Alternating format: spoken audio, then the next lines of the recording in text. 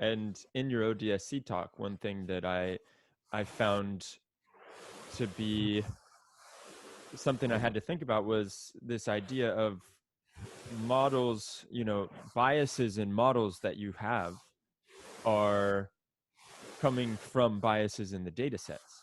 So it goes back to that idea of your model is only as good as your data. Correct. As the modeling code is standardizing and being baked into all of these libraries, that piece is becoming more and more predictable. The piece that is unpredictable is the data on which it is being trained. That is the one that drives the behavior of the model itself. So I expect that trust in data as a concept will be more important as going forward. And I can give you a few different examples from companies that we have interacted with, which tell me that this is the way it will go. Yeah, that'd be great.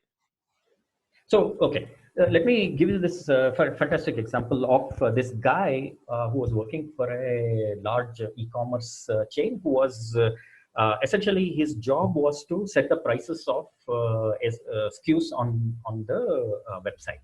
And they had 2 million products on their site. And this guy has a very complicated LP to determine the optimal pricing for every single product.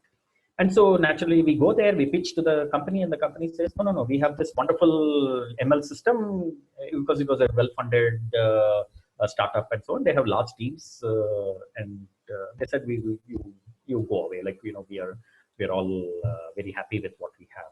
Then later, this gentleman comes and meets me. Not after the ODSC talk, there was a talk, similar talk before that. And he says, you please come, I need to talk. I said, your teams are very happy. What is the problem?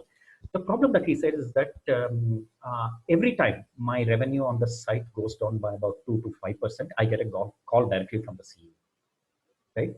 And I cannot communicate the pressure I feel to the rest of my team.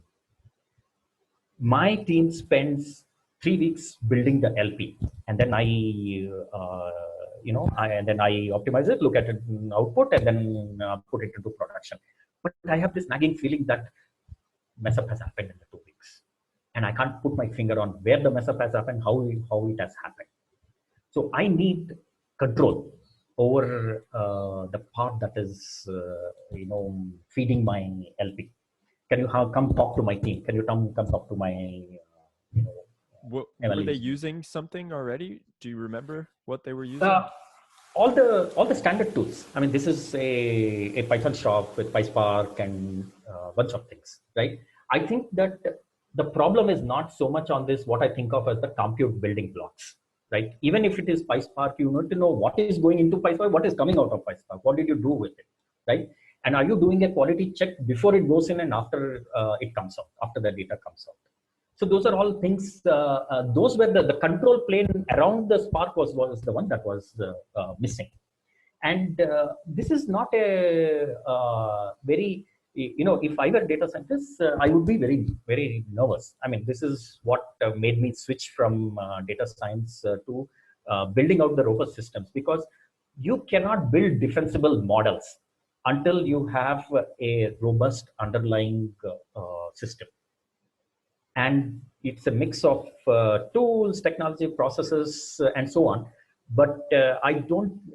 Many times you are just playing. You're somewhat blind to all of these issues until it becomes a issue. It becomes a situation where you are getting a call from the CEO, right? That is when because before that, if you go and ask for resources to be able to build out this kind of guards and rails, I'm sure the CTO and others would have said this takes too much time, we cannot build it out.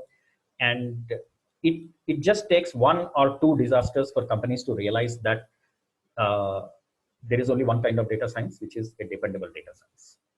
And dependability is not a very straightforward attribute. You have to build out the appropriate tools, processes, infrastructure. So I like the last couple of talks, actually the last 3 talks in various ways, they're touching upon these kinds of issues: the importance of the team, the importance of processes, and the personal discipline, and the tool to enable the personal discipline, and so on. Yeah. So hopefully it doesn't take 2 disasters for the company to learn. Hopefully they don't even need one. But yeah, some people are stubborn. So Yeah.